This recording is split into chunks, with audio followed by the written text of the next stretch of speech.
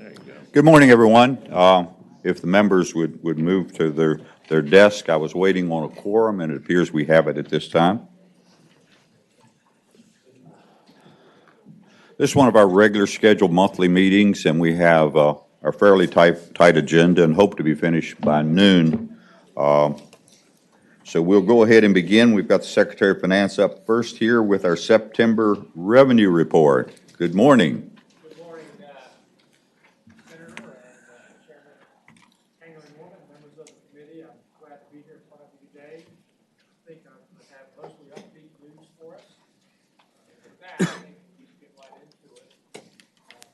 A few things today, talk a little bit about the monthly results from September.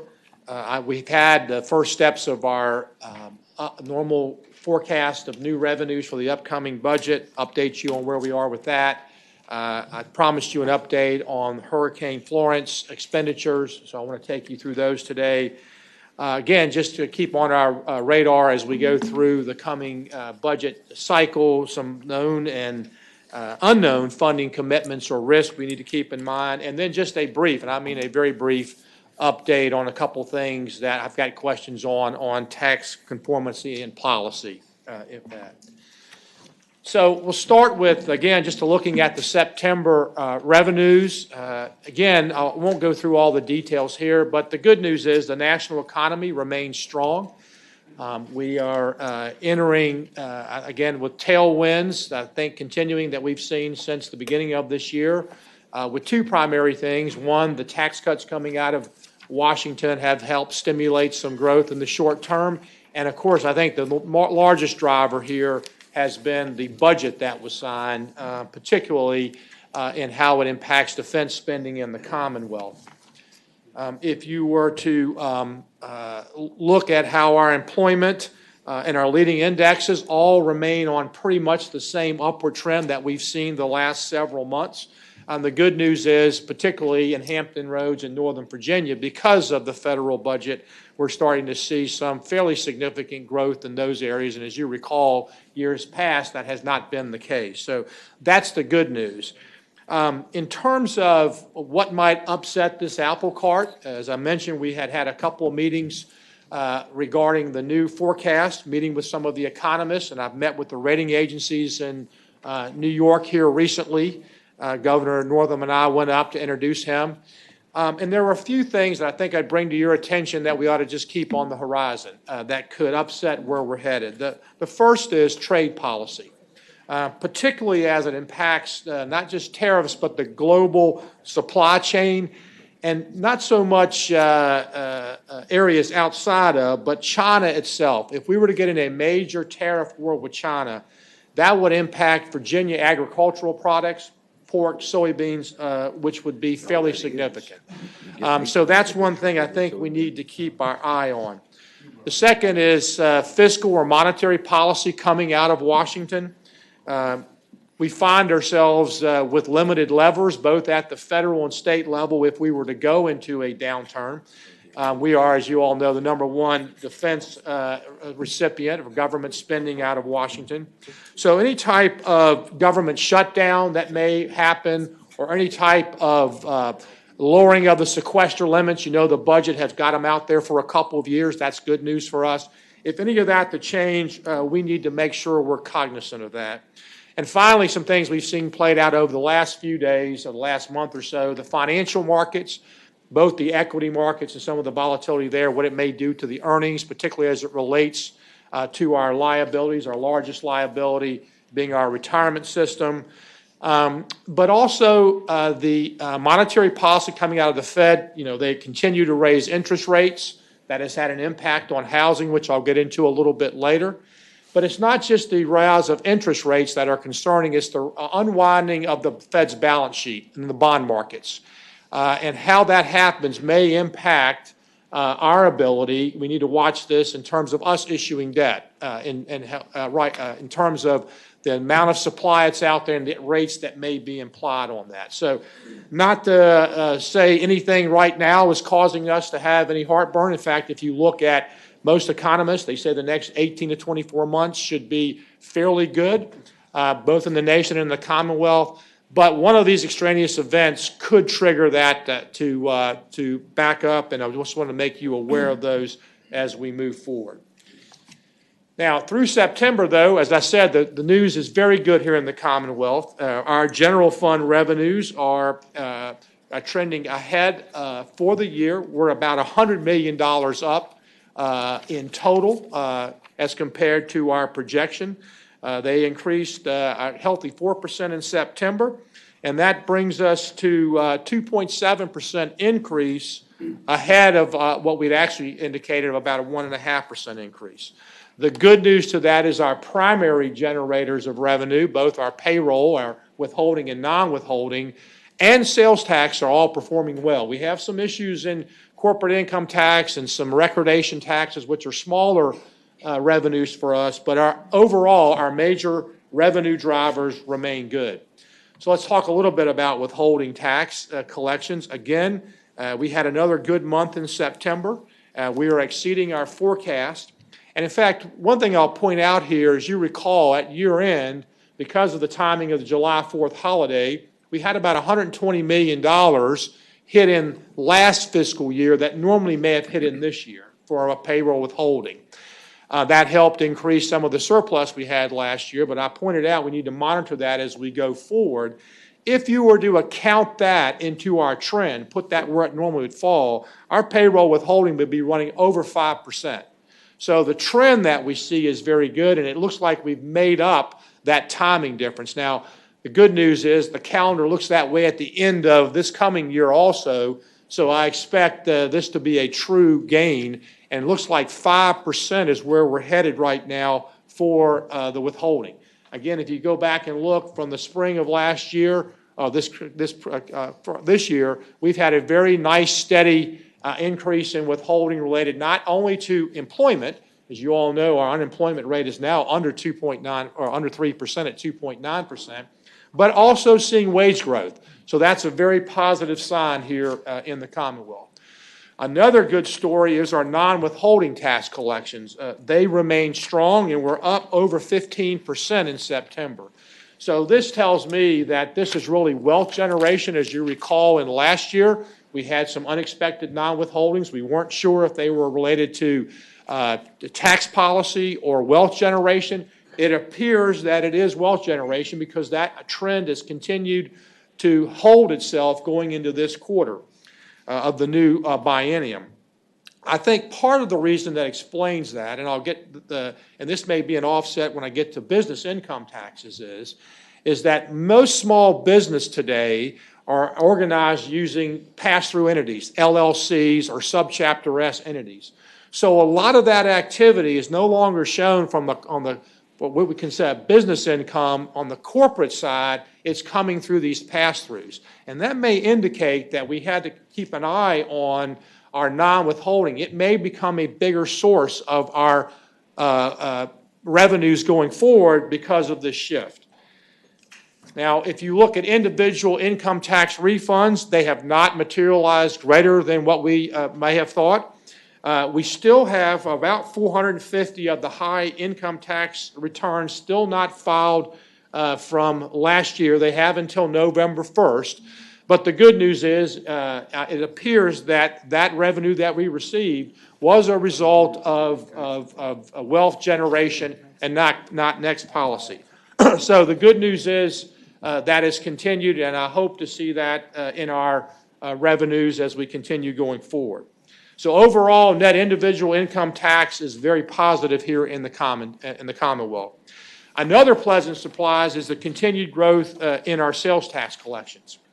We were up over 7.5% in September, and that has been the trend through the first quarter. As you recall, we had a very poor Christmas selling season, and we were looking forward to seeing what would materialize in the spring. It was good in the spring, and it's continued on. We did some research. Part of this has to do in September. There were 5 Fridays actually in September, which may inflate the numbers a little bit.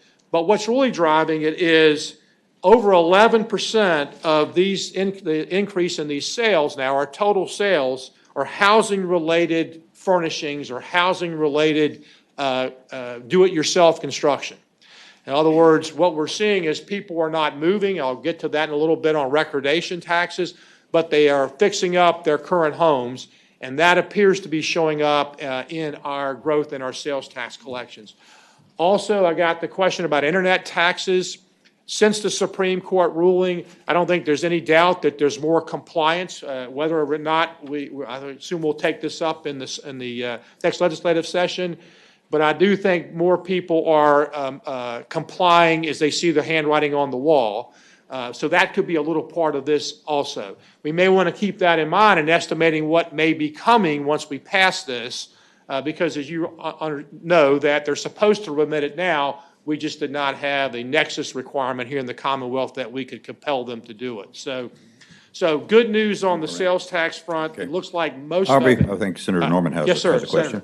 Excuse me for interrupting you, but I have a very short attention span, and if I don't ask a question while it's on the tip of my tongue, I forget about it. Have you been working with the administration at all on our approach to the South Dakota decision and that internet tax? And if so, are there any preliminary thoughts if we were to enact that? Would the administration be looking to try to dedicate those funds to some particular source? So the answer, Senator, is yes, we have been. The tax department is putting together legislation to introduce this year in regards the internet tax, the nexus provision. Obviously, the Wayfair case has been determinant in how we put that together. I'll also mention, though, we are not addressing something I think the General Assembly and the administration have to work together on, and that is what would happen if Congress enacted internet legislation, because that would trigger provision in House Bill 2313, the revenue provision. So we're just working on about if we put internet sales tax in, what would be the appropriate legislation. As I mentioned in a previous meeting, that's our most current estimate is about $250 million across the Commonwealth. Most of that running through our current formulas would leave only about $90 million that would be available to the general fund. Most of it would go local, and there's some education related and transportation in our current sales tax. But of course, as I mentioned, if in fact Congress acted, we would have to take action, or that would revert back into the Transportation Trust Fund, and the increase in the gas tax would revert back to where it was. So that's something we'll need to discuss. In terms of what they're dedicated for, there has been no decision. I know we're working on the budget, but I know of no decision yet as to how they are dedicated. Okay. So again, good news on the growth in the sales tax collections. Now, I did mention corporate income taxes. This is one area that it's probably a little too early to say we're very concerned, but we are down over 13% for the year. I think part of that has to do with the timing of when the corporations file their taxes based on their particular year ends. As you well know, most corporate taxes are not totally determinate just on their Virginia revenues. It could be their large entities. In fact, we have roughly 67,000 corporate tax returns or corporate entities in the Commonwealth. 200 make up 70% of the tax. 200. So it's very concentrated in a small group in that. So it is down 13.3% in September, and it appears to be broad-based. So we'll have to wait and see. It's not a significant part. It's a little less than $1 billion of our general fund on an annual basis, but it is running behind. Now, one of the things that may explain this is what I mentioned earlier. We do see a growth in business in the Commonwealth, but I think a lot of that is in the small business and through these pass-through entities. In fact, we have 234,000 pass-through entities. So I think that may explain some of the shift we see going on. We'll continue to monitor this. I don't want to say that's the only reason, but we'll continue to look at that as we move forward.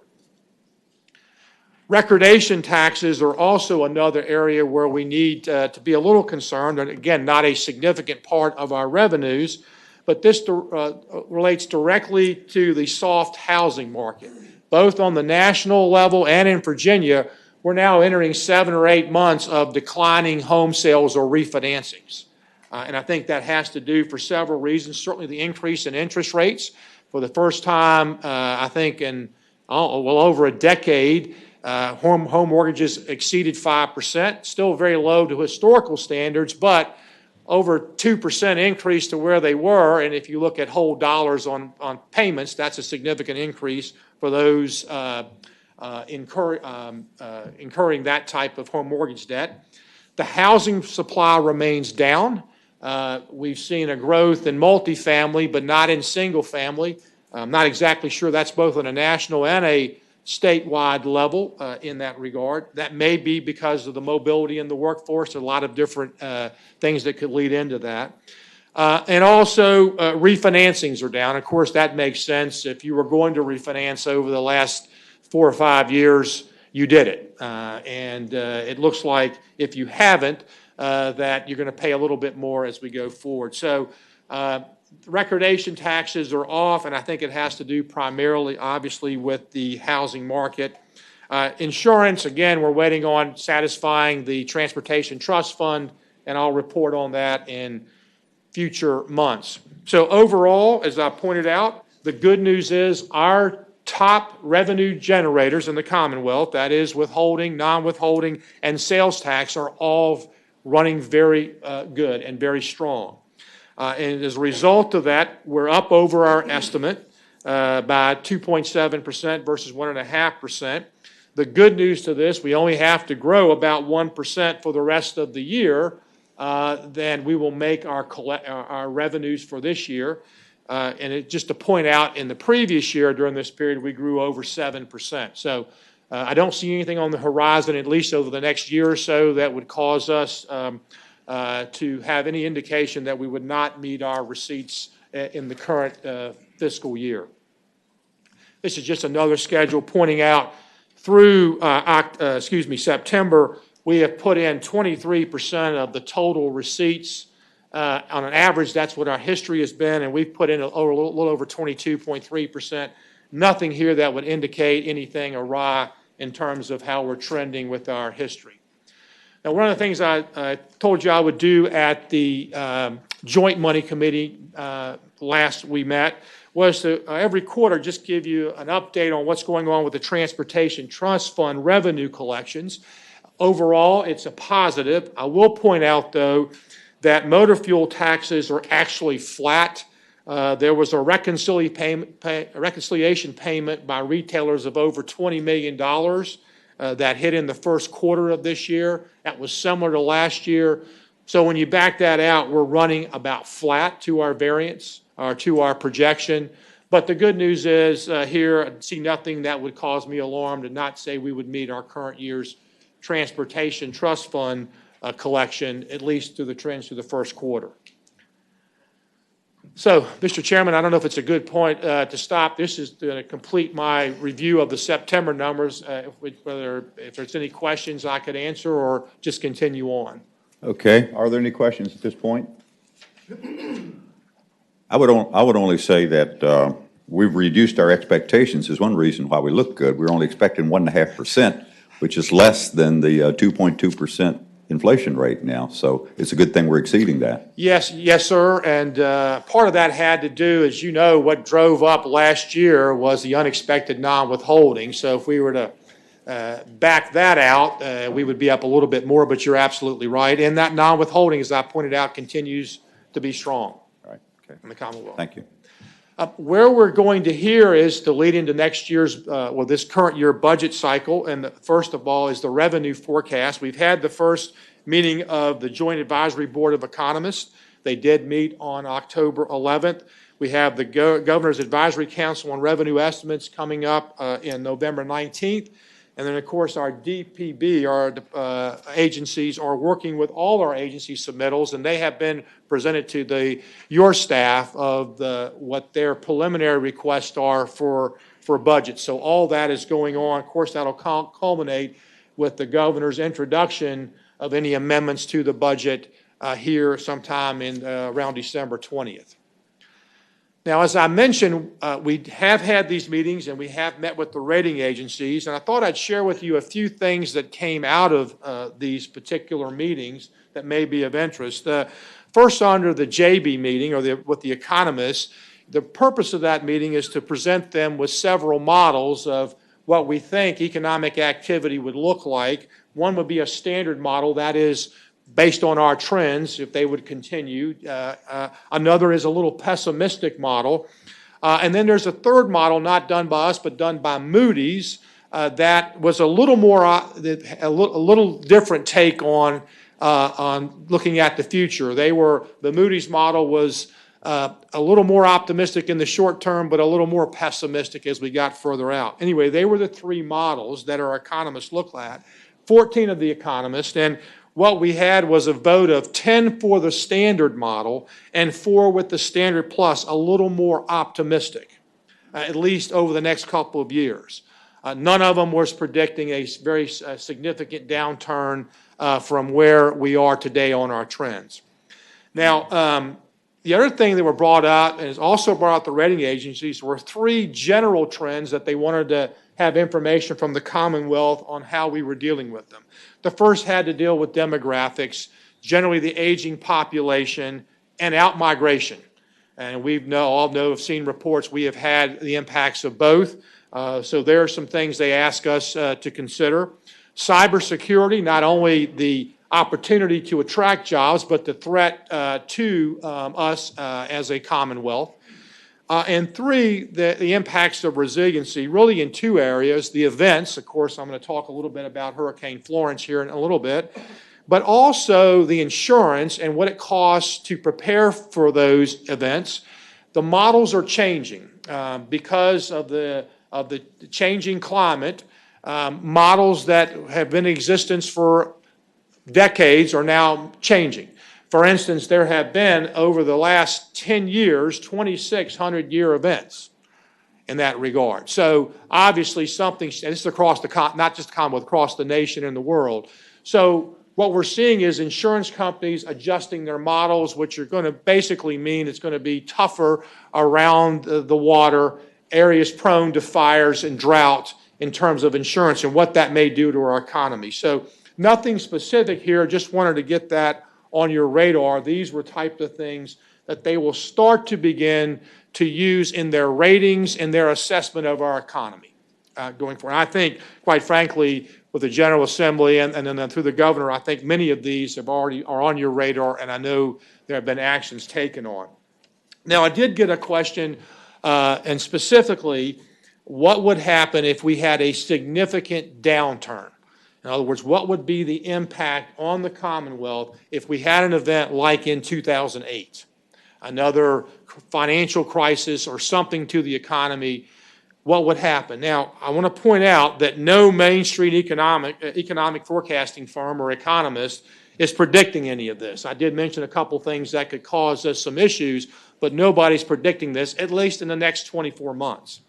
But if that were to happen, then we would have 3 years of fairly significant decline in revenues. Year 1, it would be a projection of about $2.6 billion, and in year 2, about $3.7 billion, and in year 3, about $3 billion. So somewhere around $9 billion over a 36-month period, a fairly significant impact to our budget. Our annual, as you well know, is around $21 billion in our general fund.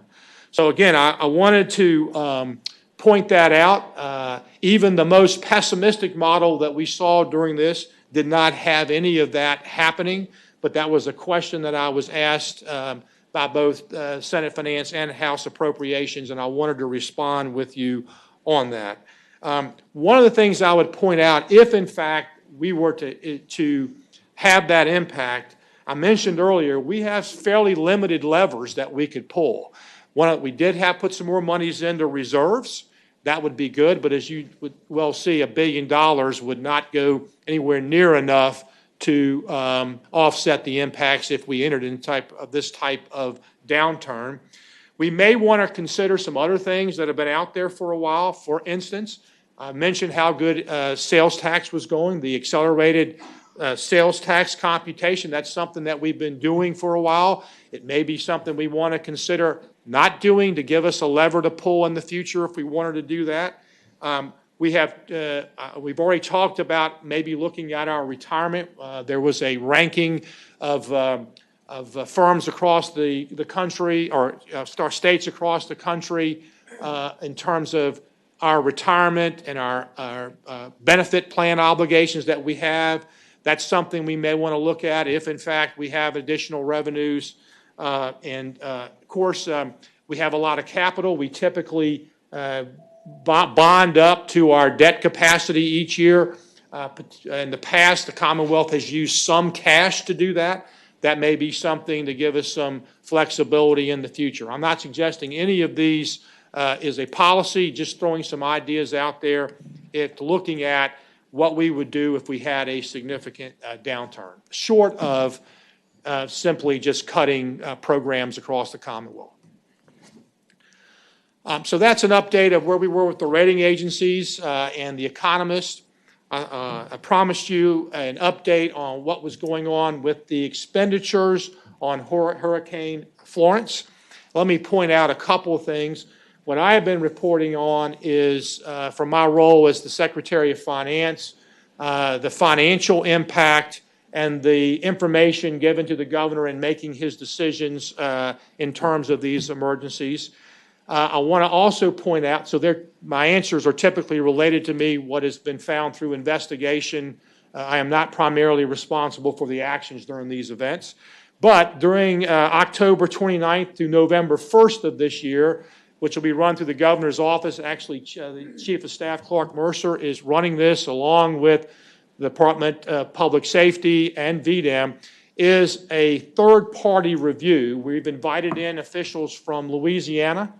They're experts in disaster recovery and their planning, obviously something they've dealt with. They will be here in Virginia to give us an independent review of the actions taken during the storm. So I wanted to point that out up front as I go through this.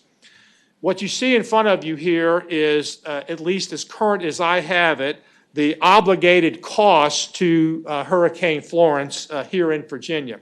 This does not mean that they have been paid. In fact, I'll specifically point out that the contract for sheltering has not been paid and will not be paid until our internal reviews being done by DGS and the procurement used for that and this external review are done. I know of no reason why we wouldn't pay it right now based on its procurement, but I wanted to make sure all those reviews were done just to make sure everything was looked at before payment was made. If we start with, as I reported last time, there was a sum sufficient order that was approved by the governor of $60 million. And that's the first column you see there. The total obligated column is where we stand to date based on actions taken to mitigate these costs or actions not needed or costs not needed because of the storm veering off. Obviously, the first one is the sheltering contract. It is a contract for services. I show it here as being obligated. I know of no reason now why we're not going to have to pay this, but I'm going to go through a little bit more in detail on that when I finish this overview, specifics about that contract. The rest of them here are actual cost expended to the areas. The largest that we were able to mitigate was the special teams cost. We were able to unobligate those teams that would be used elsewhere. And that caused a fairly significant reduction in what the Commonwealth was responsible for in terms of disaster recovery. As you recall, the two big costs were, one, the sheltering contract, and then two, these search and rescue teams that may have been needed. We were able to mitigate one significantly with the special teams. I say we, VDEM, working through the governor's direction to mitigate that. Now, if in fact we have received, and I'm going to go through a timeline, we have received approval from the president that all these costs could be eligible for reimbursement at the federal level.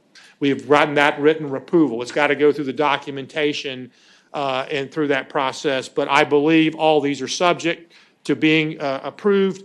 That doesn't mean that all will be, and I've tried to isolate the ones where I thought there was any question, but there is still some subject to whether or not, as we go through the audit process. If, in fact, they are all approved, then our share would be, the state share would be somewhere around $10.8 million, the largest part relating to the 25% that we would be responsible for the sheltering contract. So that is where we are today. Now, I've got some specific notes to go through with you in terms of the specifics on the sheltering contract. First of all, as I've mentioned, the examples of costs that are FEMA eligible include everything on the first page. The protective measures conducted before the storm, which do include evacuation and sheltering, transportation and pre-position equipment, all the security, child care, all the things you would think would necessary to get people out of harm's way. They are also reimbursable for the cost and repairing of damaged roads and infrastructure. The mitigation funds to reduce the impacts of future disasters are eligible. Now, the bottom line, though, this reimbursement could take up to 12, more than likely close to 18 months. And of course, the process is VDM will go through working with the localities, determining the documentation. My role is in charge of the Department of Planning and Budget is to support them in getting that documentation. DGS will support them in getting that documentation to get reimbursed. Now, it's specific to the hurricane sheltering, Florence sheltering contract. It's been pointed out that Virginia had never opened a state-managed shelter before until Florence. The contract procured by VDM under the emergency declaration powers was a service contract, not a commodities contract. So it was basically akin to renting the equipment and getting the services needed to support the individuals who were expected to be there. The contract was procured on September 11th, and I'm going to go back and take you through a time frame, but that's when it was procured on September 11th. The vendor required a 7-day minimum of shelter operating days, regardless of the number of days the shelters were actually open. That was a parameter of the contract procured. The contract was for commodities to stand up sheltering at 3 state-managed shelters that would house approximately 5,775 people. One at the College of William and Mary for about 1,461 people. It was set up and ready by September the 12th. Christopher Newport University, there was 2,250 people. It was set up and ready on September the 12th.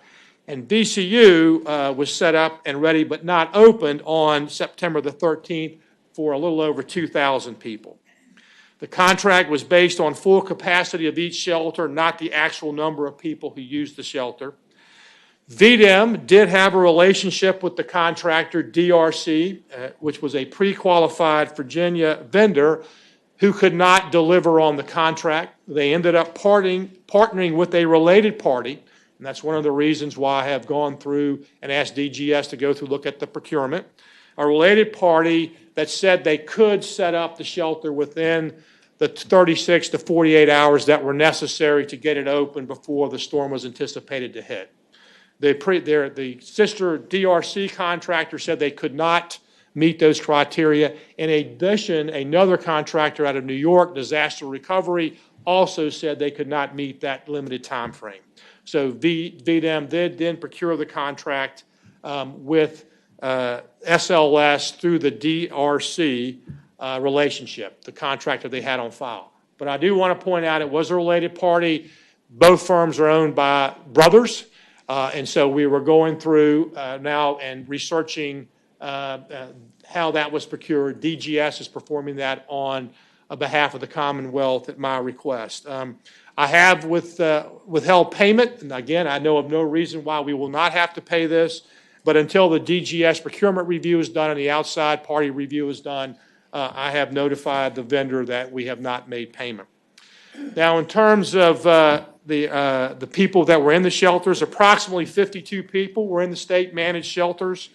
59 local shelters were available with a reported capacity of about 3,000, although my report was about 500 people used the state shelters, including the local shelters. I saw the paper report this meeting, but the VDM had said between 400 and 600. That jives with the information that I was given. Again, the total cost of the service contract is $31.5 million. It was based on a $650 per day person, a 7-day minimum. If you would equate that all out to 3 shelters for 575 people, that would be a little over $26,200,000 for that part of the contract. There was $975,000 for mobilization of getting all the equipment, the generators, the restaurant equipment up here for each 3 shelters. That's $2.9 million each, and then there was a demobilization charge of $650,000 a shelter of about $1.9 million. So that is how you got the $31.5 million. If the federal declaration which has been approved, we would net, would cost us a little under $8 million. Yes. Is there a question? I'm sorry. Yes, sir. Several of them, recently the layers on the onion have been getting peeled back on this entire operation, and I appreciate your information on it, and I also appreciate you've got some outside people coming in.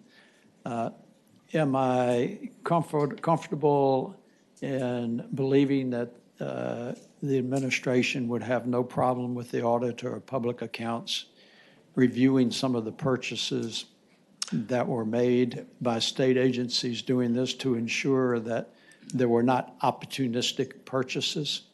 I think we would welcome the opportunity to work with any state agency in this review. Well, I will share with you that I have heard that perhaps a letter has been sent to a copy to His Excellency making that request, and also determining whether or not it would be appropriate for the IG to look into that. Again, Senator, I would encourage any of those to work.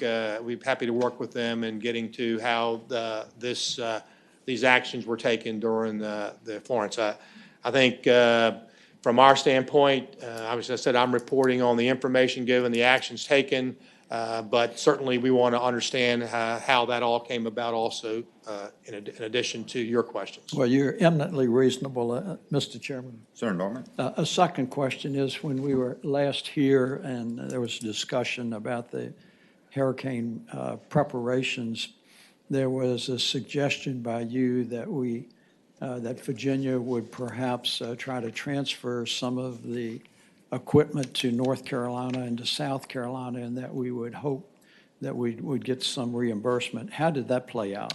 Yes, specifically to North Carolina, there were 4,000 box mills in service from the service contract to shelters in North Carolina once the Virginia shelters closed. I don't know where the reimbursement stands. That is being looked at. I do know the mills would have expired, so I don't know how that impacts the reimbursement, but that 4,000 mills were transferred. In addition, Virginia retained commodities up to stock a 1,000-person shelter, which included cots, pillows, blankets, linens, towels, toiletries, and all the canned goods and meals ready to, the MEI meals that could be used for 1,000. They're now stored at Christopher Newport University. I don't know the value of those 1,000. That's one of the questions that we are looking at. Mr. Chairman. Senator Norman? So do I understand that the Commonwealth actually purchased what you characterize as commodities as opposed to enter into a rental or lease situation with the vendor? These were the commodities that were left, and we asked for those as part of the mitigation process. It was a risk, as I said, a rental contract, because they had a bunch of equipment and stuff, but we did ask them, it was not a provision in the contract, it was not part of it, we did ask them to leave enough for 1,000, and they agreed to do so. Mr. Chairman. Senator Norman? Just modestly shifting the conversation about the division of the reimbursement. How is the 75% federal reimbursement determined, and is that consistent with prior hurricane threats that we've had? It is consistent, and it is determined, first of all, getting approval for several. First of all, you have to get a pre-approval declaration of emergency, which we got. Then you have another approval by the president after the event which was approved. Then it's a matter of going through that eligibility list and determining what was eligible, submitting that documentation to FEMA. And that is consistent with what we've done Thank in you, Mr. previous Secretary. I storms. appreciate it. Okay. Other question? Mr. Chairman. Yes, Senator McDougal. Secretary Lane, I appreciate your willingness to stand up last meeting and this meeting and other venues and have this conversation, because many of us realize you are not calling the ball on this, but you are, we do appreciate you giving the information. That part said, I just have a tremendous problem with a plan that right off the bat, we were going to spend $787 a day per person at a shelter. So a family of four, that's almost $3,200 a day. And we did not have a different solution where we could have put them up in hotels in other parts of the state. We could have given meal vouchers for businesses in other parts of the state, and it would be substantially cheaper. So I think it's really important that we hear some of the answers that Senator Norman asked for, because I have also heard about procurement contracts and am somewhat disappointed that that information has not been disclosed already at this point. So I'm looking forward to hearing that. But just cannot understand why we would have a plan that would cost us almost $800 a day per person, and that just is mind-boggling to me. I just can't get my head around it. So as we go through the process, in addition to coming up with the numbers, I will personally want to know, and my guess is others do as well, what is the plan for the future that's not going to cost us $800 a day? What can we do to have a private sector solution to give meal vouchers to people, hotel vouchers to people, something that's not going to cost as much money and provide an additional benefit to the Commonwealth? The second piece of that is, it's my understanding that the universities where we had these shelters also closed, so that students were not allowed at the universities during this time frame. So what do we do with all those students? So with the plan that was created, all of a sudden we dumped 3 institutions of students out. They had to go find somewhere to, and I was getting calls from constituents of taking in roommates. So VCU, we have 30-some thousand students. William Mary have over 5,000.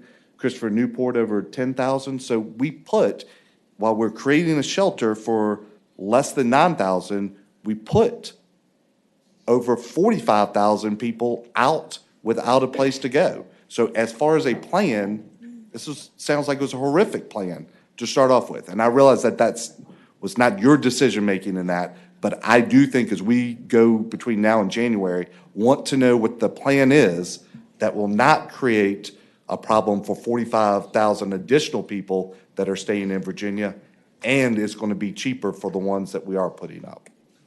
Well, Senator, I would expect that VDEM or through the governor's office would report directly to you this after-action review, and I expect I would be a part of that as we go forward. Would agree with you.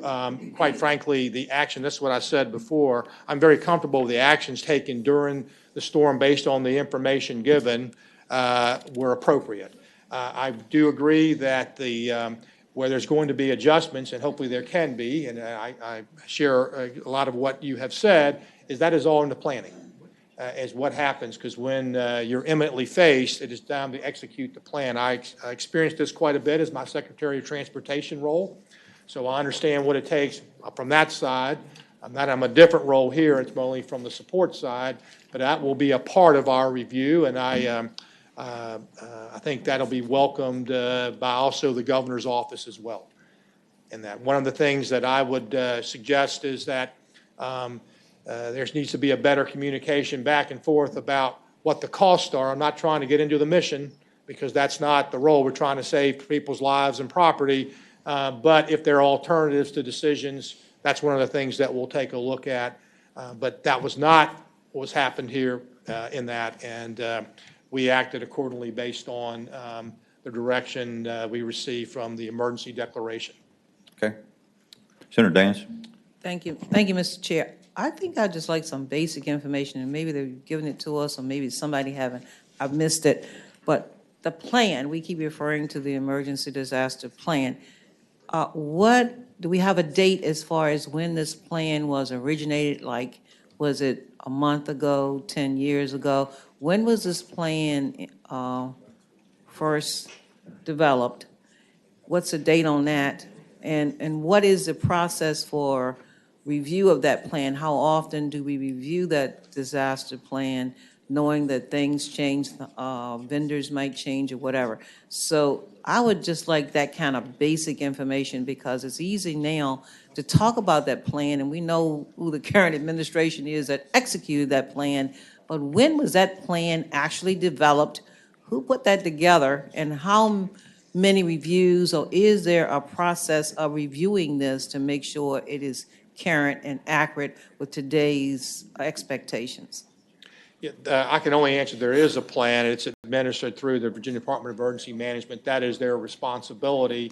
And I would expect they would be, should be happy, they'd be willing to come in front and share that. It's an ongoing, at least it should be an ongoing process at looking at different ways. And that'll be the basis of this third-party review, bringing in that regard. But I can just tell you from my Secretary of Transportation, we were involved, in fact, had very much input in recommending that lane reversal does not work, and that we move to a sheltering more in place, getting people out of harm's way from the flood. Most people die because of floodwaters, not wind. And I understand you have the issue, what do you do after it passes, but they're alive. And so I know that's been a process that's been going on over the last few years. Where it exactly stands, I don't know, but that'll be a part that I'm sure that, and I would think more appropriately, that should be relayed by VDEM. Thank you. Okay, further questions? All right. Okay, so just to wrap this up, I did get a question as to how these would compare to other events that had happened, assuming that these are all eligible costs, which I do believe they will be somewhere around $10.8 million. And again, that is, you can see how this compares to other storms. I should just mention briefly that we did have some impacts from Tropical Storm Michael. And there was a sum sufficient of about $2 million that was issued to get the emergency operation. As you know, there were 90 roads closed, and there were 6 deaths related to that. So there will be some report on that in the future, not nearly as impactful as or as expensive as Hurricane Florence. I did, in your package, I won't go through in detail, but I have put a timeline of when events occurred. When the declaration was made by the governor of the state of emergency, when the original emergency order was put in, when the governor made the decision to evacuate, the adjustment to that because of the contract entered into primarily on September 11th related to opening the state shelters, and then the timeline taking you through when it appeared that the storm was not going to have significant impacts in Virginia and what we went about in trying to mitigate. One thing I will add to here, we now have the official letter from President Trump that these costs are reimbursable by FEMA. That is on here after that. So again, I just wanted you to have a timeline that you could refer to say when these decisions were made and how the actions were taken by the executive branch. Mr. Chairman. Okay. Yes, Senator Stewart. Thank you, Mr. Chairman. Mr. Secretary, and I want to say personally thank you for looking into this, and the governor looking into this, because I think it surprised a lot of us, the costs that were associated with it. And again, I've not criticized anybody for the declaration, because I believe you all did what you thought was right with the information you had. And I just wanted to say that, but I have one other question aside from the sheltering costs. And I've noticed that you've significantly mitigated the cost of the special teams. I wrote VDEM a letter and I asked a bunch of questions, not gotten a response from that yet, and it may just be timing, they haven't gotten around to it yet. But despite the mitigation, have we still determined that it's costing $1,600 a day per person to feed them and lodge them? Or did that number come down Can you explain that to me? I cannot, sir. I don't have that information. That's part of the after review in that. I do know that those teams are procured with their entire unit. In other words, it comes with their equipment because they don't know exactly what they're going to need to, whether it's aircraft, helicopter, all that bit. So I don't have the details, but I do know we were able to release them and mitigate it and pay for what was just actually incurred, and I don't have the details of that yet. Okay. But I'll make sure that it's followed up on. Mr. Chairman, and the only other thing I was going to ask, this after-action report that's done, is that something that can be shared with us? Yes, I would expect to have a presentation done to, whether it's this committee or another committee, to go through that, or say, the team that does that, and with VDEM giving you that report. Okay, thank you. Okay. Other questions on that? Mr. Secretary, I know your last slides deal with potential for budgeting for next year and tax reform and all of that. We probably don't have time to get into that today. Okay, Unless any member wants to look at it, but I would ask the members to look at the information the Secretary provided there, which look at some of our potential liabilities that will impact the bottom line. Not potential, they're real. The notion of conformity, deconformity, and some of the options we might have. yeah, I will leave with you I'll just leave this one thing here, because there were just two small things. One, the state of Minnesota is a conforming state like us, and they have not conformed. This is the 16 pages that are necessary just to get to the state tax return. Okay. So there is extensive cost. And then I was just going to share with you, there are a lot of myths about what's called decoupling, itemization, and deduction. I'm helping to come back at another time. They are more costly in just what the impacts from the changes to the tax code. They burn into or eat into our actual revenues that we receive now because of inequities that currently exist in our tax law. And I'm happy to come back and share those another Okay. time. All right. I think we'll have to spend a fair amount of time working on that with you. All right, Okay. thank you. Well, thank you, Mr. Secretary. Okay, our next section is on the Virginia Information Technology Agency. Nelson Moe. Nelson? Here, there you are. Welcome. Thank you. Good morning. Good morning. Let this get set up. While he's getting set up, I know we're pressed for time. I'll go ahead and start the talk. Good morning, Chairman Norman, Chairman Hanger, and members of the Senate Finance Committee. It's my distinct pleasure to be here today and to thank you for your time and opportunity. You know, as a professional, I am really excited about the path we're on, and it's a privilege for me to be part of it. So the path forward is, oh, thank you, is to build an infrastructure and a build to adapt strategy with the required control, governance, transparency, and cost effectiveness. This approach will allow the Commonwealth to quickly take advantage of emerging technologies and maximize the value of digital government to its citizens. We've continued on to implement a stepwise, methodical process for determining the optimal path for sourcing, and I expect Virginia to be the first in the nation to fully embrace the multi-sourcing model for all its IT and services by the end of this calendar year. I've asked Eric Link to help assist me in briefing you and outlining the areas addressed by the committee. Quick agenda, we'll touch on how we got here, update on messaging service, the work request and EVE order status. We'll discuss the IT sourcing procurements, where we are with those, and we'll close out with a discussion on the implementation, cost provisions, and a line of credit. This slide shows the three major work streams and the timelines we briefed back in January of 2016. It shows that since then we've worked to fulfill all the activities on the slide. Most importantly, we've maintained the IT service continuity for customer service agencies so they could focus on delivering service to agencies. We've also terminated the contract for services north of Grumman effective August 18th of this year, and we are on track to transition to multi-supplier model on December 15th. The last 33 months have not been out with challenge, but we're now in a position to move the Commonwealth's IT services forward, and I'm really excited about that path. As you can see, we're executing a strategy we outlined in 2016 and implementing the vision. We maintained services, disentangled from Northrop Grumman, and finishing the sourcing procurements. This slide is kind of busy, but I want to show you basically the slide we used to explain the model for the IT sourcing multi-supplier model. On the top, you see the agencies and the platform of relationship organization platform relationship organization is VITA. We work with our service integrator, which is SCIC. This is the model we want to get to. And then the service tower providers are underneath it, and they can be plugged in, plugged out, and added to it as we move on. This is the build to adapt strategy. We've adopted this model in 2016. In December, we will achieve that model. The supply architecture shows for inherent adaptability that we've talked about. And VITA will manage through the platform relationship organization, and agencies are involved in various governments forums to keep their interests and needs at the forefront. The multi-sourcing integrator, or the MSI, provides the visibility and tools and the contractual glue, operational level agreements and service level agreements between respective service providers. The agencies also have visibility in the services and using a robust set of tools not previously available to them. To get here, we accelerated the transition. We would not be here if we had not accelerated that. We didn't have confidence in our original plan for service disentanglement for December.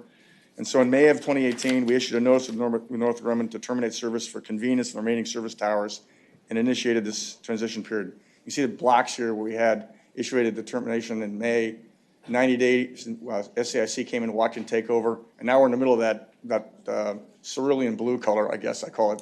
SAIC service delivery for the 4 months. And on December 15th, we'll move to the model where all the different service providers come into play, the different colors of different companies. And that relates, if I could go backward, to this slide here where you see the towers at the bottom. This is where we're going to be here on December 15th, and looking forward to it. This next slide I want to show you is a snapshot of sourcing program from a governance perspective and the status of the sub-projects in the service. Yes, Senator Wagner. Oh, yes, I'm going Just- kind of just fast, sir. Real briefly, Yes, sir.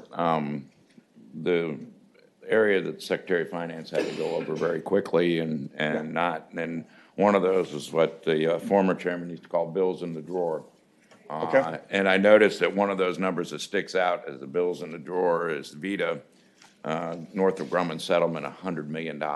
Yes, sir. Can you elaborate on terminating for convenience of the government and still costing $100 million? Oh, let's see. Well, as part of the contract of termination for convenience, we were required to pay this termination cost. That was, I think, roughly $68 million. I'll get the exact number for you if I can. We still have litigation ongoing, and that's outside of the contract ending. So that's a process that since it is active litigation, I'm not sure how much I can go into that in this thing. I'll have to take that and come back to it. Can you tell me, are we the plaintiff or the defendant in that litigation? Get my legal advice up here. Chairman Norman, Chairman Hanger, good morning. Eric Link, Senator Wagner, we're both. They sued us and we sued them. The combined claims between the two suits is north of about $350 million. And Mr. Chairman, one more question. Is that over and above the $68 million you just referenced? Yes, sir. sir. Yes, sir, it is. Okay. Thank you. Okay, so that resolves your question? Okay. Okay, so if I could keep moving on, the tables in this are on this slide used to show the internal project management for the sub-projects that we get to the December 18th. Milestones on track are in green, yellow, they're late, red, we're working on to generate a current solution. We use these slides for projects, and this is the same project management we require other agencies to follow, so we're eating our own dog food. The reason I'm showing this is we're using the same rigor. What I can tell you is we've identified a solution that is taking action in a phased approach to get from yellow and green to red. To ensure these blocks will be no worse than yellow in November and green thereafter. I'm showing with this slide to demonstrate the commitments to transparency. And the last thing I'll say is very few IT projects of this magnitude are green end to end, and we're working to fix it. Next slide is one of the bumps we had was in messaging backlogs, but this has been eliminated. We had initially 3,000 tickets back in July. Now they're back to, now we've worked them down to normal levels, about 200 a day. Keep in mind there are about 55,000 mailboxes in the Commonwealth. We also addressed the issue with Tempest Nova, initially not agreeing to 24/7 service or level 2 support. They've agreed to that. And finally, we're working with Google directly on addressing the functionality of Google Drive. And I have good news on that if we want to get into that. We've also addressed one of the other good news stories about this thing is we've been able to minimize the impact of work requests and even orders as we transition from Northrop Grumman to SAIC. We had a backlog leading up to the time frame of the actual transition on 17th. We worked to minimize this backlog and address work requests in target areas like state police and elections and the hurricane support. The EVA order backlog is decreasing and the processes is take hold. And like I said, we prioritized work requests for major projects. Mr. Chairman? Yes, sir. Yes, Senator Before McDougall. we move on, and Sure. Nelson, and as I'm looking through this, Yeah. can you tell me the explanation on 6? I thought we might see Oh, sure. it in pages Yes. 7 and 8, but we didn't, of why we went from yellow to red. Oh, sure. And then we went from green to red. I thought we should be going Oh, the other direction. yeah. I want to quickly, I want to make sure you know that we have identified those issues. In the past, we've, the actual transition from the supplier didn't go as well as we wanted to. We have worked with, in this case, the service provider SAIC to address that. We've modified the contract to address those issues. And then, so we're on that path, the phase path to get there. I can give you more information if I don't have that with me right now, but I can come brief you separately if you like that. Mr. Chairman? Senator McDougall. When you say modified the contract Yes, sir. to address those issues, I recall when we went through our initial timeframe with Northrop Grumman, Yes, sir. there were some issues. We didn't take any actions to withhold payments or to do any remedial steps on behalf of the Commonwealth. And I guess I'm concerned that we're going into the same pattern Yeah. again with a new provider, and I want to make sure we don't go down that road again. Absolutely, we have the same feeling, 100%, and we have a good working relationship with SAIC as we move forward, and I'm confident we'll be able to resolve this issue going forward. But yeah, we hold the same view of making sure that we hold the suppliers accountable. Mr. Senator Chairman, McDougall. Yeah. I'm nothing negative about the new provider per Yes, se, sir. but are there specific steps that we're taking? Are we withholding payment until these are resolved? Did we say you give us a credit back because they have not been resolved? What are we doing to make sure that it's, because those, I mean, clearly it didn't happen the way it was supposed to happen if they went from green to red. Okay. Well, we're taking our long view with the service providers to make sure we hold them accountable.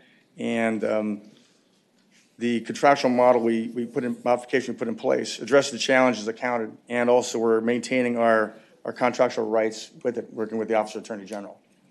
So we didn't hold any payments from them, but we're working with SAIC going forward in the long view to make sure we're successful as a group to get to our 12/15 date.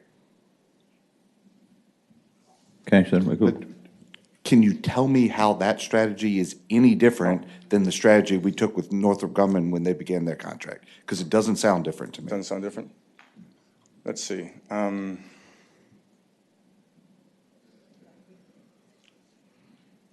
I think the best way for me to tell you, to explain that is that the pattern, the track record we have with SAIC going through the transition program gives us the extra confidence that they will be successful going forward. That's, I think, the way I would answer it, different than my particular experience with the contract with Northrop Grumman.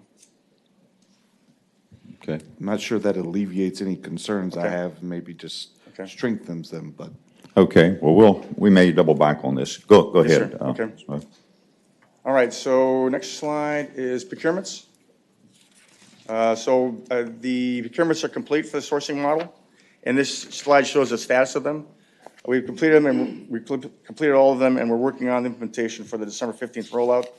What I can tell you is that one of the things we were working on to make sure this when we first started the program back in 2016, is to make sure that the marketplace, the actual suppliers, would respond to the sourcing approach, and they have with great interest. The message I'm getting is from the suppliers, and I just came from a large conference with them, is that this is the way forward, and the companies want to be part of it. In summary, the experience today has been validated, and the supplier model completes the vision and the sourcing model. The last thing I'll tell you is I'd like to turn the rest of the presentation over to Eric, and he'll run through the remaining slides. Thank you. Okay, thank you. Good morning again, Chairman Norman, Chairman Hanger, members of the committee, Eric Link with VITA. Are we on slide 10? Here we go.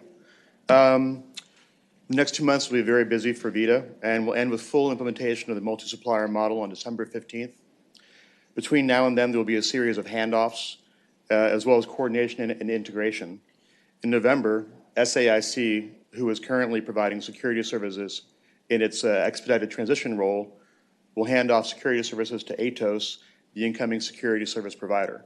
SAIC, in its role as the multi-sourcing service integrator, or MSI, will integrate and coordinate Atos security work across other service areas, such as end-user computing and email. On December 15th, SAIC will repeat this same handoff with 4 more service providers. SAIC will then repeat and continue to its implementation and coordination role to ensure the delivery of each provider's service to the Commonwealth customers. When all the transitions are complete, SAIC will have finished its expedited transition work and will only be in its MSI role, and each service provider will be delivering their respective service. The cost projections for the multi-supplier model are encouraging, but come with a number of caveats. VITA is currently projecting that over an 8-year period, costs will be almost 7% less than previous costs. The most immediate and key assumption is that VITA transitions successfully to the new multi-supplier model on December 15th that I described in the last slide. VITA's line of credit was increased substantially in the budget. The line of credit is used to fund non-operating expenses during disentanglement from Northrop Grumman and the transition to the new multi-supplier model. The immediate need for the line of credit increase was necessitated by VITA's need to make a contractually required payment of $68 million to Northrop Grumman for assets. The line of credit is also used for expenses such as milestone charges, one-time implementation and transition costs, and legal fees. In addition, VITA's current operating model requires it to make vendor payments in advance of receiving customer payments for those services. So we use the line of credit to help bridge the financial gap created by the delay. VITA anticipates it will repay its line of credit by the end of FY20. It will do this by applying the savings from the multi-supplier model to pay down the line of credit. And Chairman Norman, Chairman Hanger, that exhausts my comments this morning. Does the committee have any questions? Hey, does any member have any questions? I'm sure you do, and quite frankly, I believe this is an area which does not really lend itself well to the kind of discourse we're having right now. Perhaps we need to charge the appropriate subcommittee, General Government, with a little bit more in-depth on this so that we can better understand the dynamic. We've had issues with this in the past, and I know everyone has good intentions of this all being resolved well, but I don't think there's anyone up here that, if asked specifically, would say that they totally understand what we're doing here. Is that a fair assessment? Mr. Chairman, Mr. Chairman, Mr. Chairman, I might ask for a hybrid approach to the one you suggested. I certainly think a subcommittee looking at this more in depth is appropriate, but I'd like to know at one of our next meetings, looks like we have timeframes November 1st and December 15th. If we're not too green on all categories, what is being done? Is withholding payment being done? What steps are being taken to ensure that Virginia is protected? My concern is we have a short window to make sure we get this right. We do not have a great track record from the Commonwealth side from our previous endeavor in this, and we have the ability to now exercise some stronger oversight to ensure that we get off to the right foot. So maybe if we could have them back to tell us whether they've gotten on track, and if they haven't gotten on track, what have they done specifically, like withholding contract payments, to make sure it's back on track. Okay. At one of our next meetings before we get to session. Sounds like a good idea, and with Senator Norman's concurrence, I would certainly want to charge staff with helping us with this, because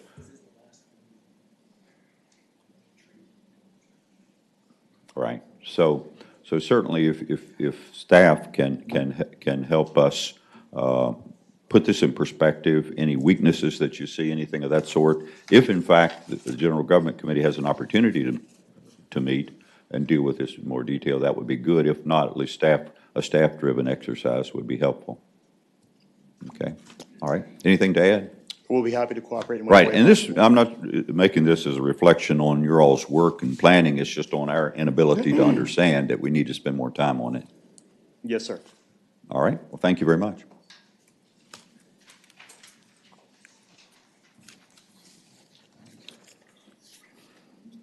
Okay, the Virginia Lottery. That ought to be good news. I understand there was a big game this week.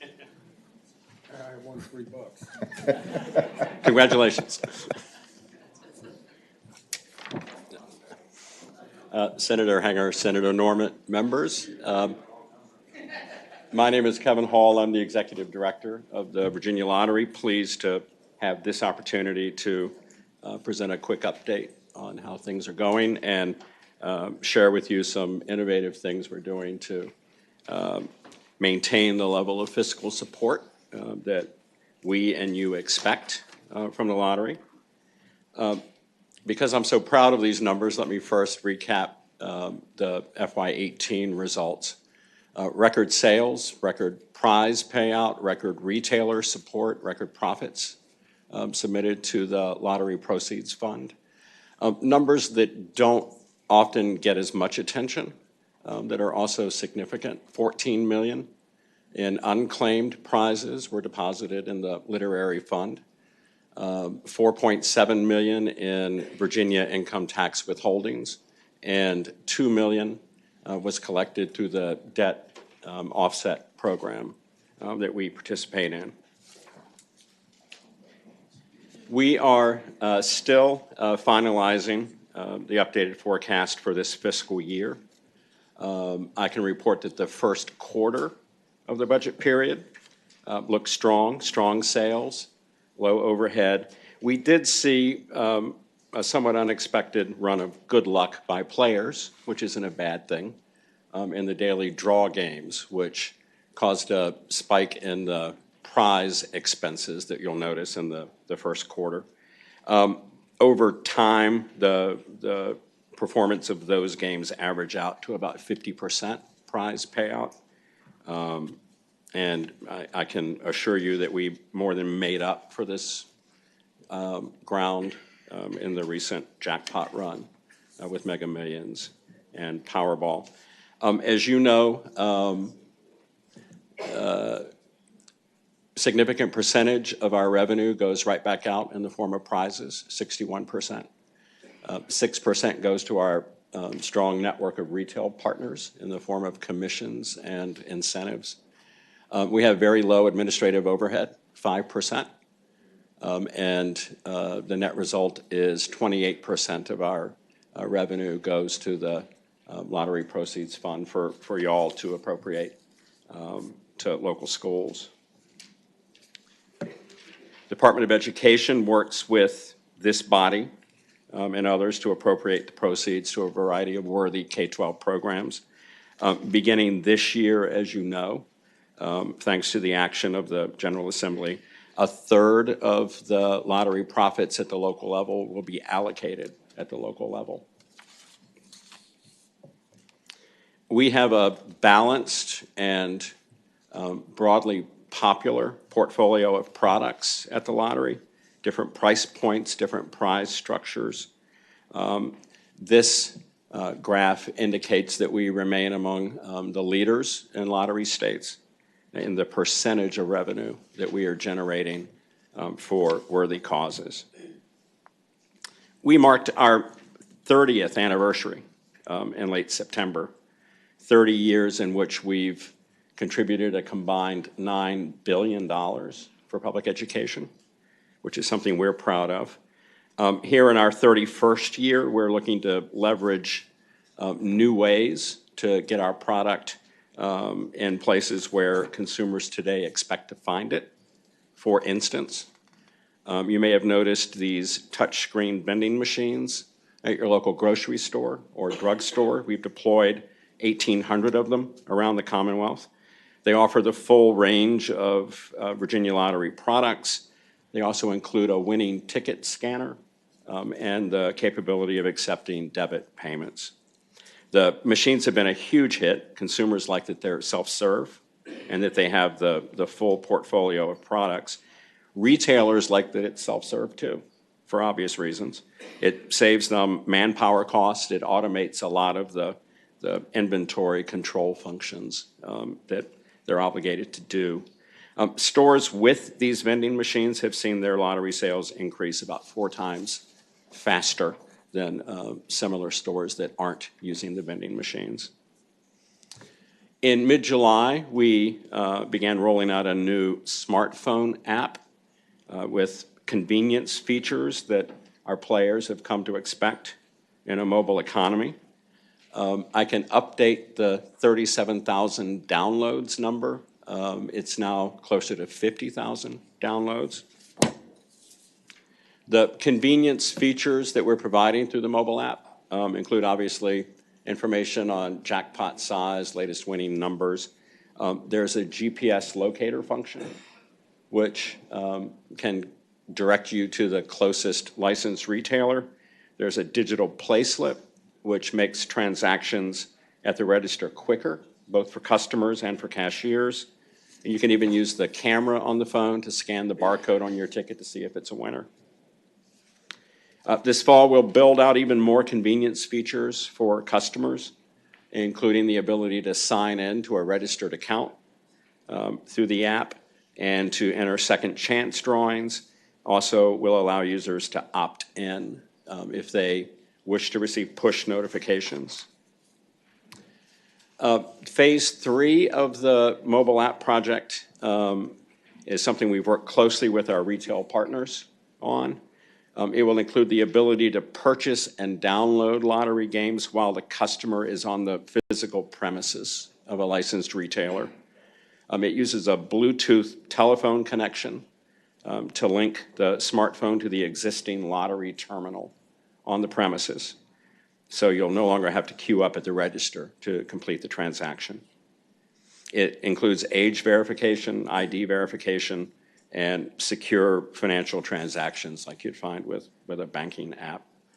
This also will allow us to look more broadly for potential licensees, venues like sports bars, microbrews. We could offer a suite of mobile-only games that we think might have some appeal for especially younger adults who are glued to their smartphones all the time already. In the first full year, we would anticipate an additional $25 million in revenue and between $6 to $7 million in profit. We also would fully expect that traditional lottery sales would continue to grow. That's been the experience in other states. This would simply be an additional way for consumers to choose to play. Now, we are, like you, closely watching the conversation around expanded gaming in the Commonwealth, the activity with Colonial Downs and its OTBs, the 2 casino proposals, the prospect of the state perhaps getting into the sports wagering business. We also continue to see more consumers pivot to the online, on-demand, cashless economy. So we look forward to continuing to work with the legislature and our retail partners to continue discussing the possibility of online sales. While that conversation is underway, part of our ongoing business plan will also be to emphasize what makes us different from these other potential forms of gaming that are under discussion. For instance, a marketing emphasis on our fund for a good purpose and the contribution we've made over time, the significant contribution over time to K-12 education. We also have an extensive commitment over many years to responsible gambling and are strong partners with the National Council and the Virginia Council on problem gambling. So going forward, in addition to embracing technology to try to make the product more accessible to consumers, we'll be emphasizing that we have a 30-year brand of integrity. We have an existing retail footprint and some proficiencies in marketing and an existing commitment to responsible gaming. And with that, I'd be happy to answer any questions.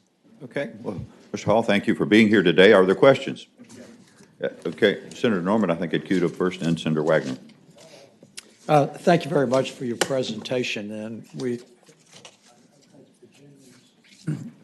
certainly are appreciative about the lotteries contribution towards K through 12, but I do think it's important to put it in perspective that while we dedicated the revenues from the lottery to K-12, that there was at least an equal reduction in the general fund appropriations that previously had gone in that direction. So that was something that was misunderstood by some folks. But I compliment you on what you do. I struggle, and I'm looking down at my dear friend, the senator from Portsmouth, about the inherent contradiction, about the abhorrence that some legislators in Virginia have against the expansion of gaming. And at the very same time, I compliment you on your presentation because I take note that you're trying to facilitate the purchase of lottery tickets by consumers. You are trying to improve proficiencies that make it more accessible. The emphasis on profits, because that is return to the Commonwealth, but yet how that lines up as a contradiction to other forms of gaming that might have the same opportunity to make those altruistic contributions towards programs that would benefit Virginians. And I'm not going to put you on the spot by asking you to reconcile that contradiction with me. But I am curious, and you introduced the subject and tweaked my senile memory, and that is, you made the comment about distinguishing the lottery from other potential forms of gaming. The winds of rumor that are blowing from Southwest Virginia have at least suggested that there may be some discussion about another form of gaming out in that part of the world. And I'm just curious, has the lottery given any consideration whether or not an alternative form of gaming, which may not just stop in Southwest Virginia, which could be a precedent for other areas of Virginia to look at it, how potentially that could impact the lottery? I appreciate the question. I knew you would, especially after I didn't make you reconcile those contradictions. We are closely watching the conversation as it unfolds as our members of this committee. I have a fiduciary responsibility at the Virginia Lottery to be about protecting the brand that we have created over 30 years. I am cognizant of potential competition for the same discretionary entertainment dollar, and have been having lots of conversations with my counterparts in other lottery states about the models they have used where lotteries coexist with additional forms of state-sanctioned gaming. It's hard to find an apples-to-apples comparison because each state has taken a different path and has a different political culture that's helped to drive what it looks like on the ground. But as we move forward, I am very engaged in this conversation and would hope that the Virginia Lottery could participate in it to see if there are ways we could be supportive of and complement any decisions that this body might choose to make. Okay. Senator Norman? I hope that was responsive to your question. I will allow it to be responsible Thank you, sir. in my mind. Thank you. Shifting just a little bit, there is at least some modest focus on proposals coming out of Southwest Virginia, which would require some legislative action, which is always unpredictable, particularly in these atmospheric conditions.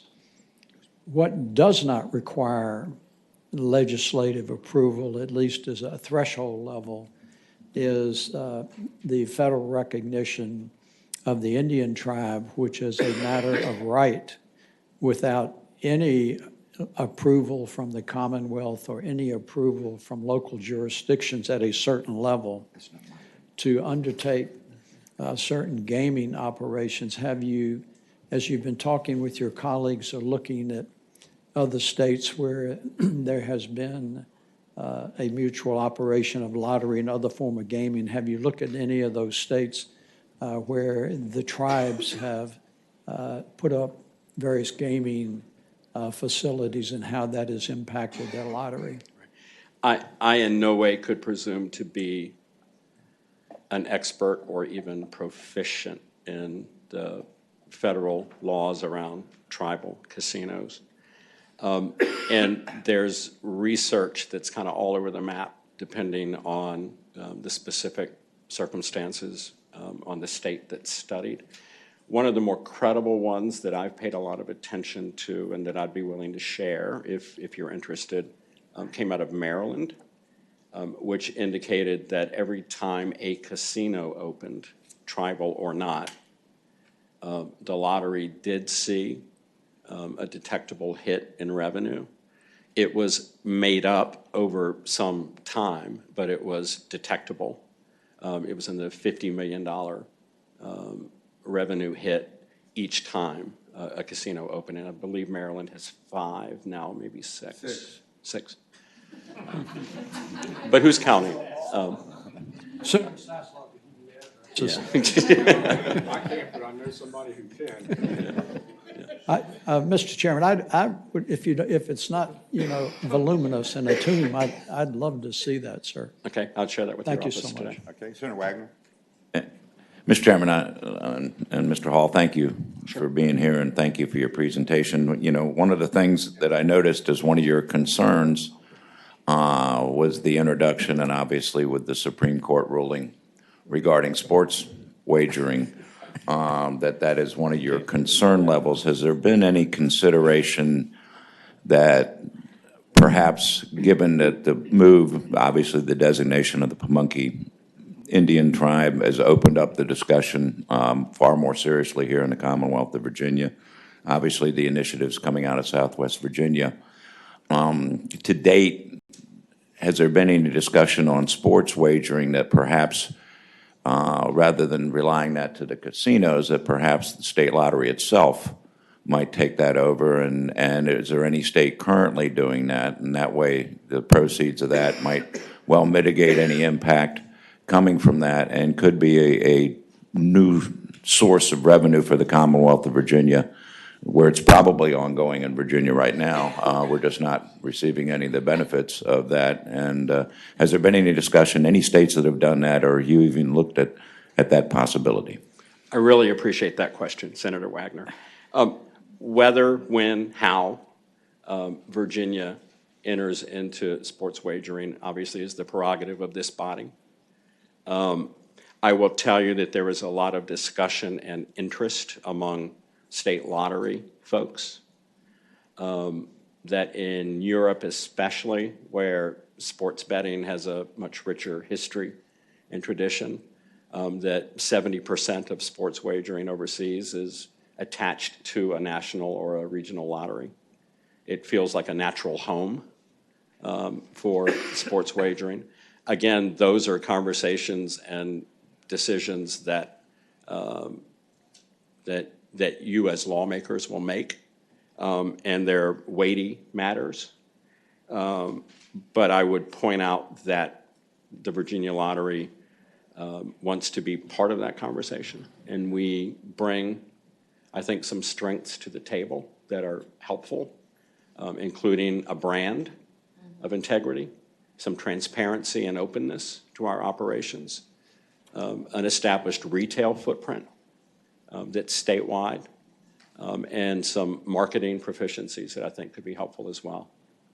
But we would like to be a resource and engage with you as part of those conversations. Thank you. All right, were there other questions here? Senator Obenchain. Mr. Chairman, I guess a couple of maybe musings. Number one, I was somewhat perplexed by Senator Norman's questions and observations, and I wonder whether perhaps he's trying to lay the groundwork for the privatization of the lottery.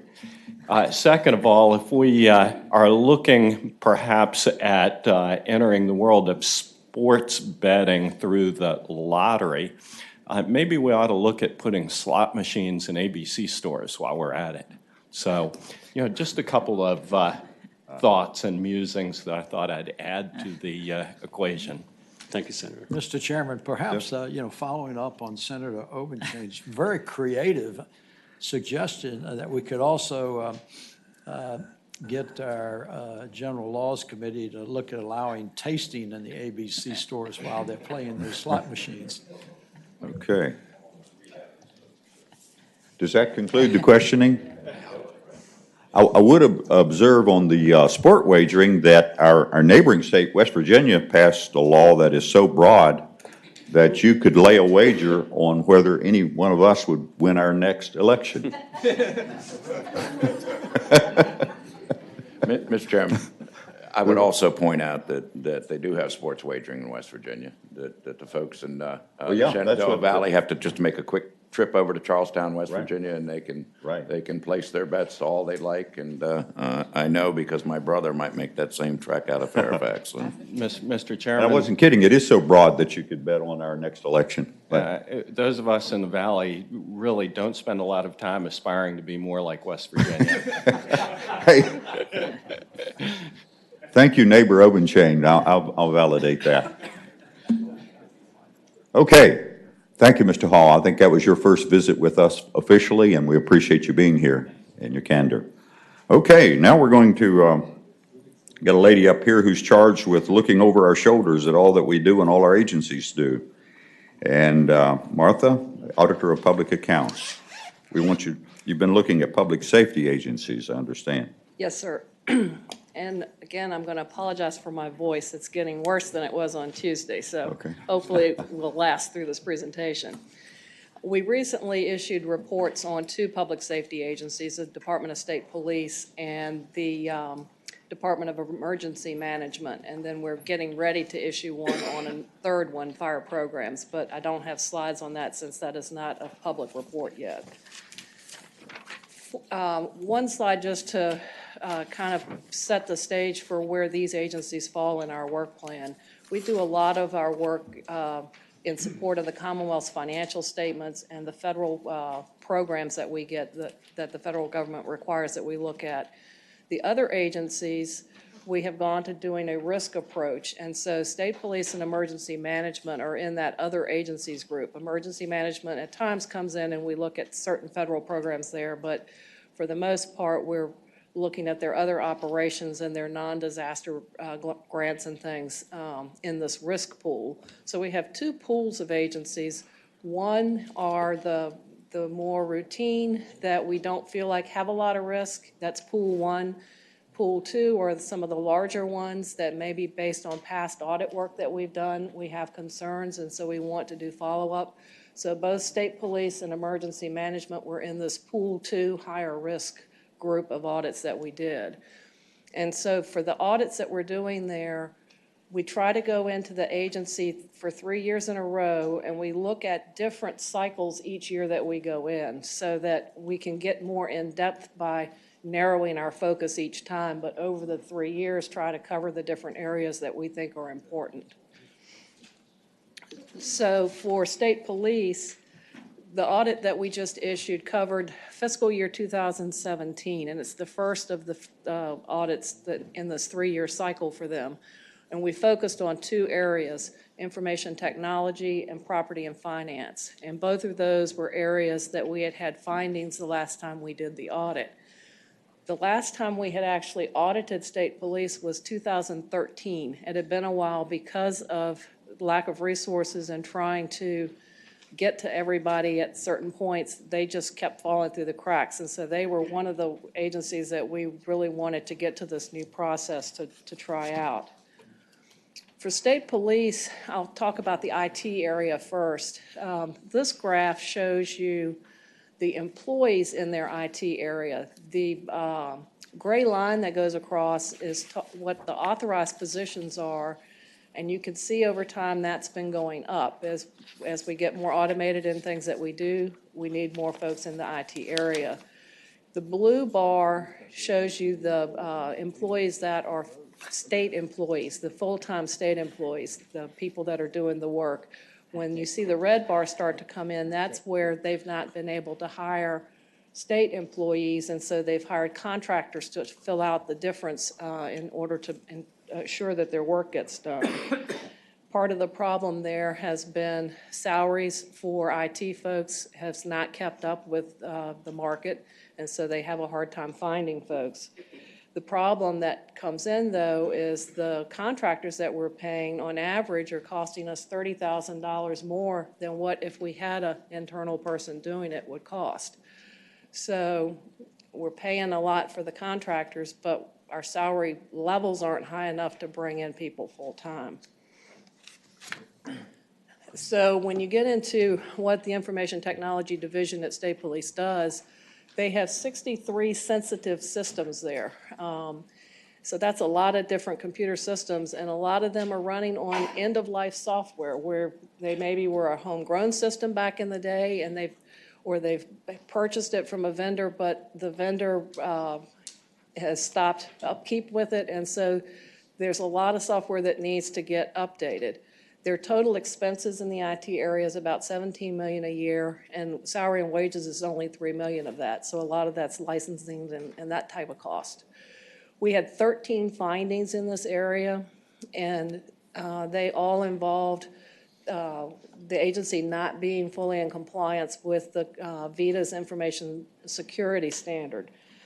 The security program, they don't have a good business impact analysis. They need to improve their disaster recovery plan. They need to improve on their risk assessments. Where they have applications on the web, they need to improve the security over those. They have some cases where they use outside service providers, and when you use an outside service provider, that service provider hires an auditor to come in and look at their operations so that then you know whether you can rely on them to keep your data safe and that there's no problems with how they're operating. And State Police was not doing a good job of getting those audit reports and reviewing them and making sure that there weren't concerns that needed to be considered. They had user access issues where terminated employees' access for several different systems wasn't being deleted, and where people that switched jobs, maybe their access that they didn't need anymore on something that they had wasn't being removed. So we had, the 13 findings here that we went over with them. In their Property and Finance Division, we narrowed what we did to the areas listed on the slide. In my future slides, I'm going to talk about each of these areas, so I'm not going to read them out right now. Also in the Finance and Property Division, you can see again the gray line, their staffing level or authorized position level has been fairly consistent. The blue being the full-time state employees has been fairly consistent, but it's under the authorized level, so it's telling you they don't have the number of people that they need to get the work done, and they have also brought in contractors.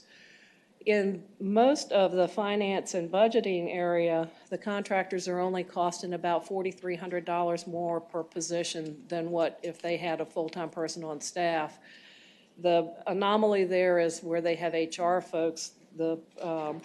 That's costing them about $20,000 more a year for when they bring on a contractor.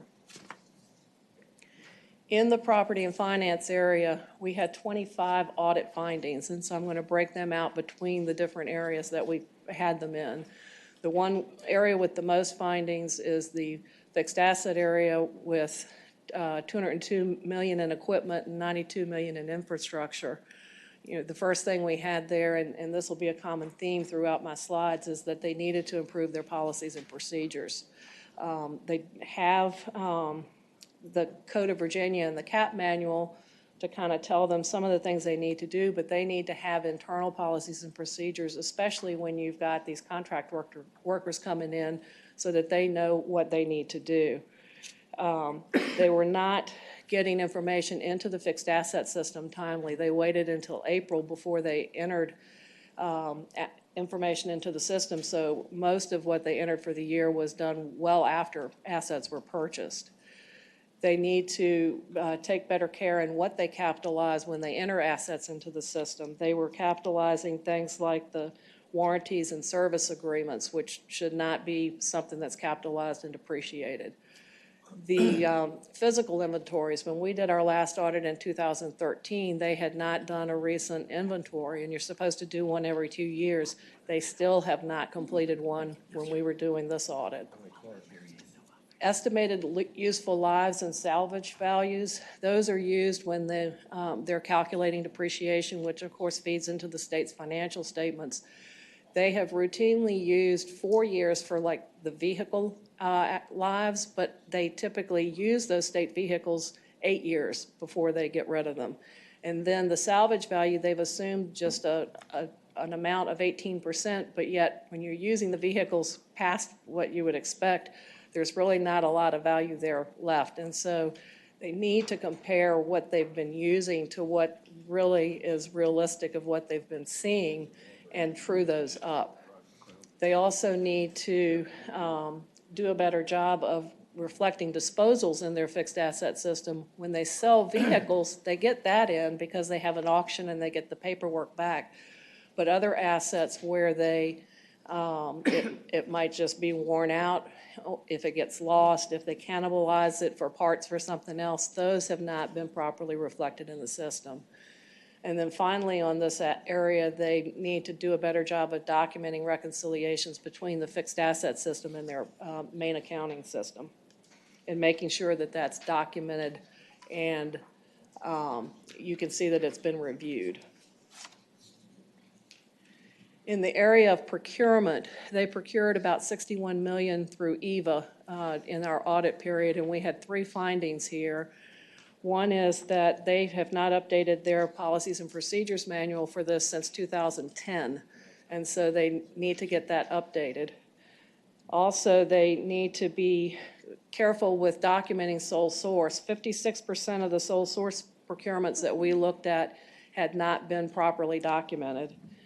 And then they had a particular contract that they had procured under an expired sole source contract, and they were procuring under it for over 2 years after the contract had expired.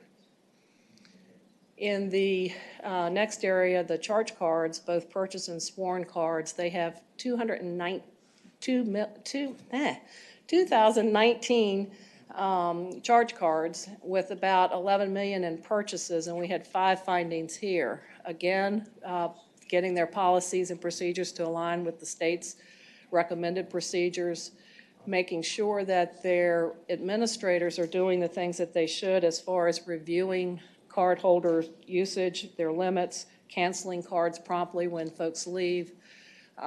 They need to ensure that the folks that are in charge of that do what they need to do there. Making sure, too, that they're keeping documentation for things like when new cards are requested, when they've changed card restrictions for folks, they're not maintaining that documentation. You're supposed to do reconciliations for the charge cards once a month, and making sure that you get those done timely before you're paying those bills.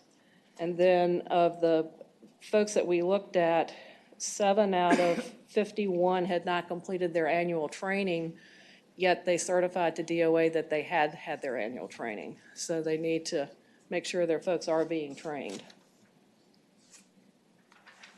In the area of federal grants, they had about 13 million in federal grants, and the only area concern we had there was having a timely completion of their indirect cost rate proposals. They were late by 7 months in 2017 and 10 months in 2018. And that just ends up costing more time trying to true up later on once you get those rates done. And so they need to improve their timeliness on that. In cash management and accounts receivable area, we had 5 issues here. They need to get their treasury loan policies and procedures documented. They're not following some of the best practices that the state comptroller has suggested. They need to do a better job of knowing when to refer accounts to the Attorney General's office or using debt set-off in order to collect them. They need to make sure they follow the collection processes that they document. Right now, too, they've had tracking it. They've been using an Excel spreadsheet, and it's hard to tell when it's been reviewed, when it's been updated, if they could find a better way to track their accounts receivable. And then work zone billings are not always processed timely, where you have a trooper sitting, VDOT has them sitting in a work zone with the blue lights on for safety purposes. State police bills VDOT to recover the cost for those troopers, because most of them are working overtime when they do that. And so they need to do those billings promptly. I think just curiosity on that. Is there an hourly rate that they charge when troopers sitting in a work zone? I'm thinking it's based on that trooper, that if I'm Joe Trooper and my salary is X amount, that it's based on the individual. I don't think it's a general rate, but that's just me guessing. We'll check and get back to you. Then the final slide on the findings here for state police, the financial reconciliations need to be they need documented policies and procedures for who's going to prepare and who's going to review and how they should be done.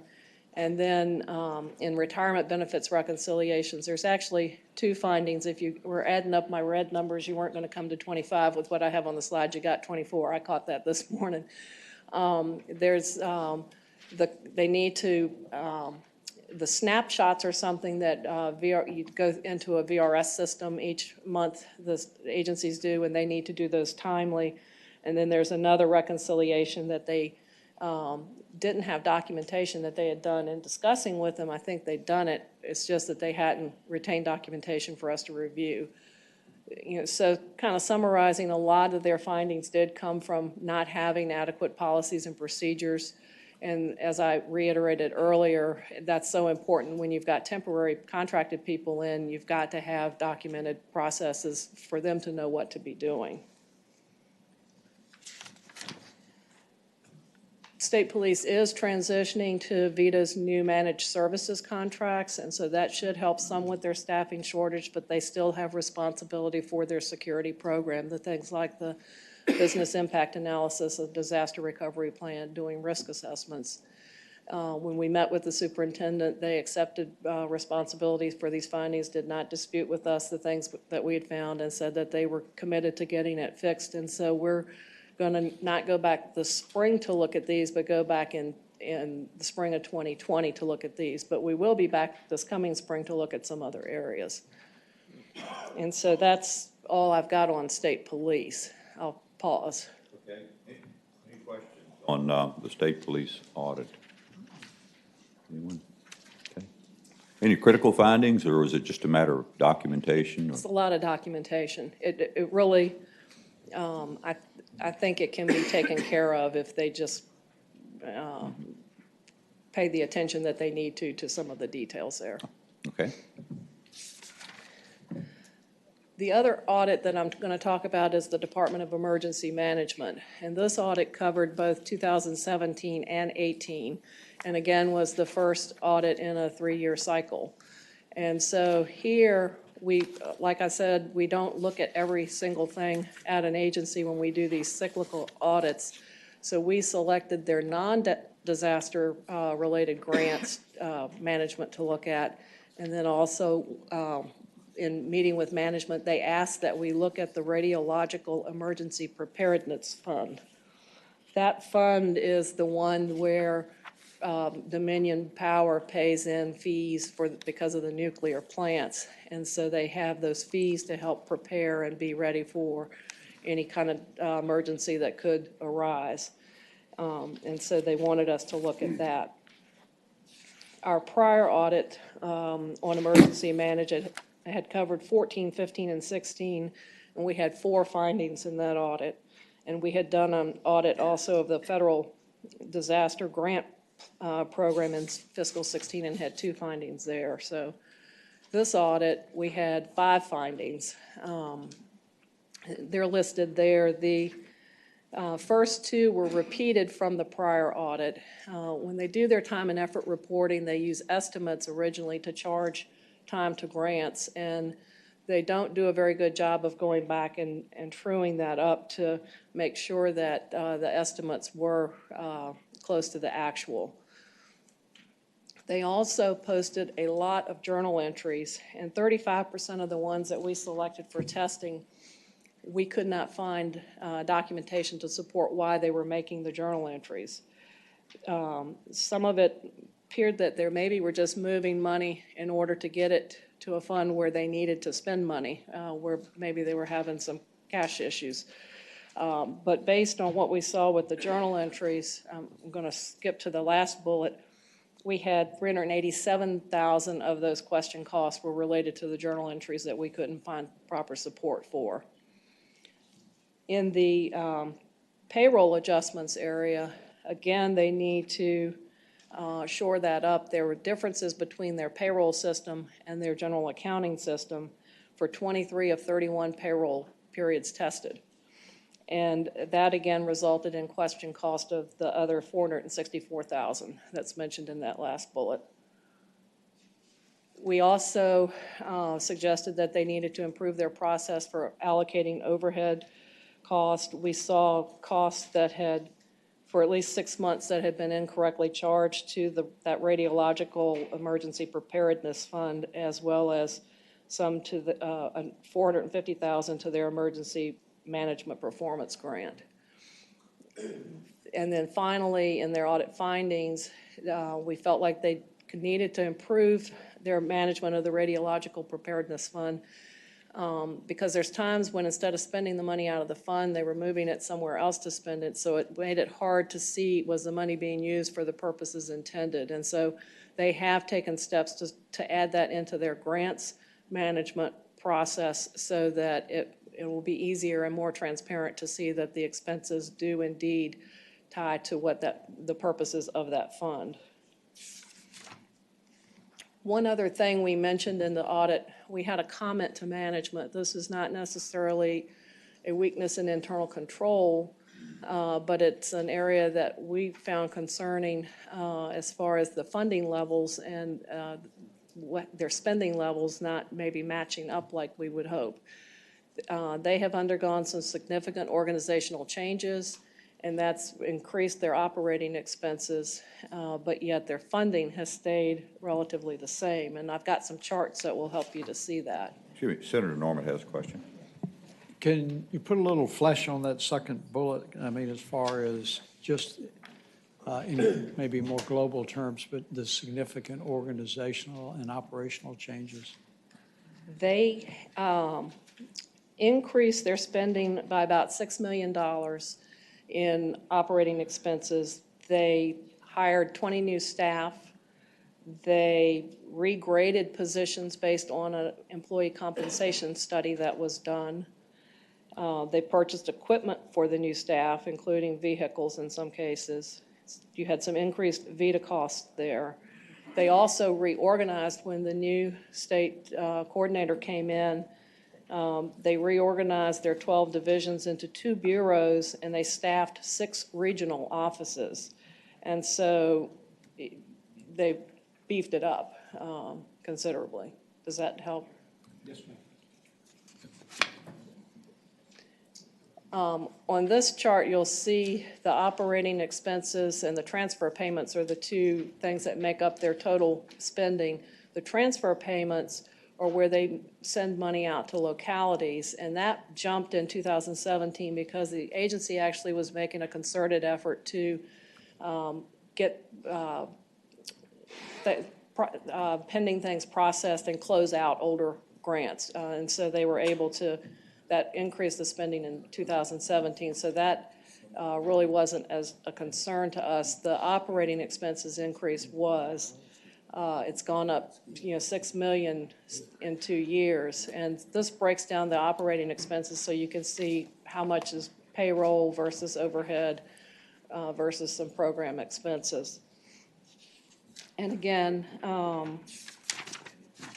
that's the 20 new staff, the increased salaries. And their average salaries at the agency have gone up by 10%.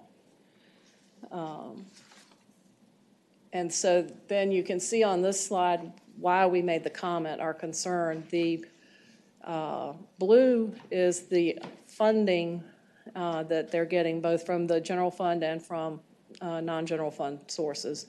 The green is where they had carry forward non-general funding from prior years to use. And then the red line is what they've actually spent each year. There is no more carry forward available for 2019. So we're sitting there with the blue and you've got a gap up to the red.